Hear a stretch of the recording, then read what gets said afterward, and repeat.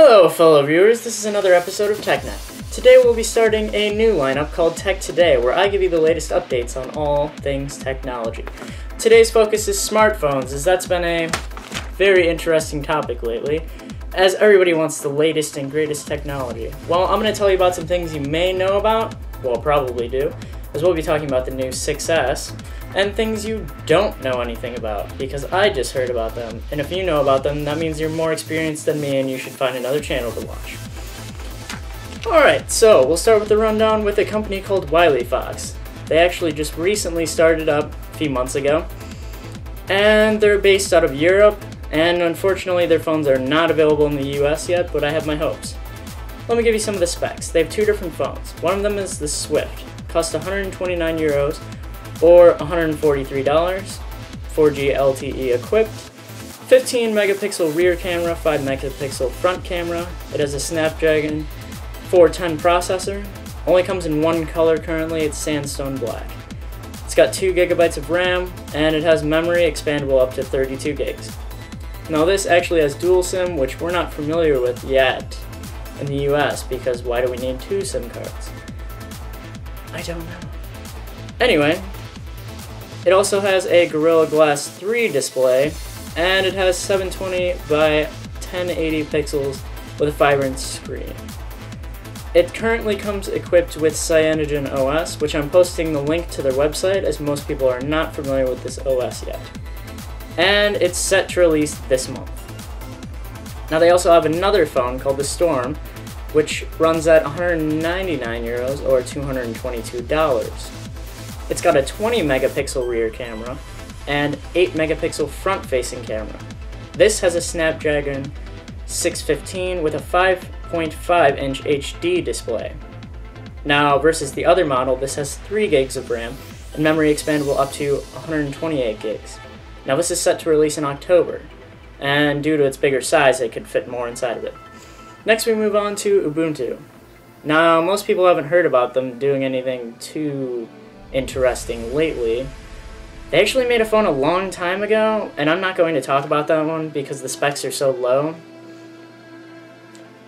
But they have come up with a new one recently called the Meizu MX4 Ubuntu Edition, which is 299 euros, and I don't have a conversion for that. Wow, I'm clever. Anyway, you can look up the conversion yourself. This has a 20.7 megapixel rear, 2 megapixel front camera.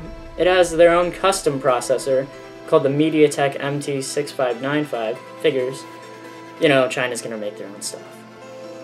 It comes in 2 different colors, Silver Edge and Gold. It's got 2 gigs of RAM and memory, an internal memory of 16 gigs. It didn't list the expandable memory it had. I'm sure it has something. Or maybe it doesn't. I don't know.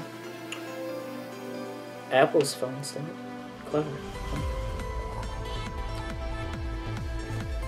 It comes with a Gorilla Glass 3 display, same as the other one, but this one has a little bit higher res. It's got 1920 by 1152 pixels, and it's currently out of stock. Yes, that's right, you can buy it, but I believe there's not a US edition currently, but it's out of stock.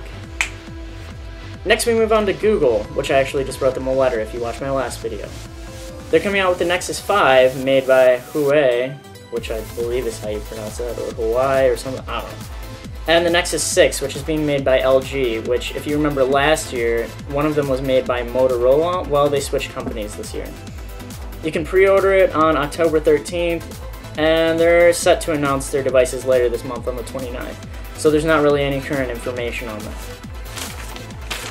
And finally, we get to the biggest blunder I've heard of since the iPad mini. The Apple iPhone 6S. They just had their conference yesterday and finally released the specifications on their website, so I just got a hold of them.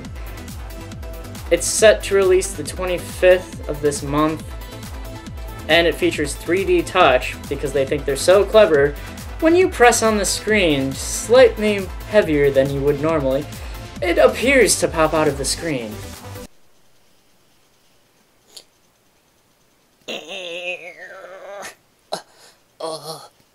Yeah, 3D. It looks so realistic. Wow, I really want that feature for another $800. Woo! It has a 12 megapixel camera for the rear. Oh. Wow, that's weird. All these other cheaper phones have a higher res camera than that. And it has a 5 megapixel front. This is an update compared to their other phones. They haven't upgraded the camera in years. It's always been 8 megapixel back and 2 megapixel front, so we have seen a slight upgrade. They have their A9 chip, whatever the hell that means, because they have their own custom chips too, so we have no idea how faster it really is, or if their graphics and fancy display just make you think it's better. And as usual, they're going to have two different sizes. The 5.5 inch, which is the Plus, and the 4.7 inch, which is the regular size one. I did hear that they're finally making the aluminum slightly thicker on the body so it doesn't bend in your pocket. Wait a second. It's not supposed to bend in your pocket? I think we got a problem. But remember, it's supposed to do that according to Apple, if you remember that news release. And finally, we come to Firefox OS. It's coming soon. There's really not much word on that. I mean, despite it launching in 2013, they have several phones, but they're all still overseas, so I'm not sure when they're planning on coming over here. And we get to Lenovo now. Now, Lenovo isn't actually building this phone, but they've decided to back this company, which is referred to as Zuk, also a foreign Chinese company. But there is a positive here. They're importing the phone here. It's confirmed. So, their new phone, the Zuk Z1 with CyanogenOS also on it, it's going to be running for $299. This has a Snapdragon 801 processor, 3 gigs of RAM, and a 1080p display. Yes, that's right, HD. This is set to release in September or sometime early in October. This last phone has the best specs, I think, so far of what I've heard for the price. If you hear anything else, let me know and post in the comments below, and I'll update this video as soon as possible. And as always, thanks for watching.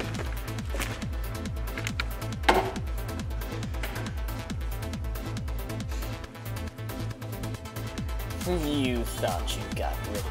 Well, I'm not finished yet. You see this...